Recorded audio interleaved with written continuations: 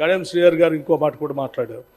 మరి మీరు physical deficit 53,228 కోట్లు చూపిస్తున్నారు చెప్పారు కదా, మరి మీకు ఇంత అప్పు యాడ్ నుంచి వస్తుంది, ఎట్లా చేస్తూ ఉన్నారు అధ్యక్ష? ఇప్పుడు అప్పు ఈ తెచ్చిన అప్పుల్ని కట్టడానికి అప్పులు చేయని తప్పట్లేదు అధ్యక్ష.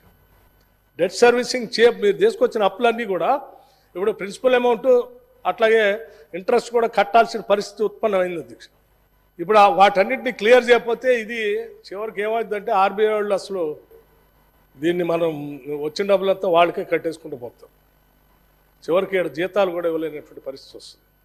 అందుకోసమే తప్పనిసరి పరిస్థితుల్లో మీరు చేసినటువంటి ఇబ్బందికరమైనటువంటి పరిస్థితుల వల్ల ఈరోజు అది కూడా మేము మళ్ళీ ఏదో మేము లిమిట్ దాటి పోవాలనేటువంటి ఆలోచన లేకుండా ఎఫ్ఆర్బిఎం లిమిట్లోనే ఉండేటట్టుగా జాగ్రత్తగా ఆలోచన చేసి ఈ అప్పులు తీసిపోయే క్రమంలో తీసుకున్నాం.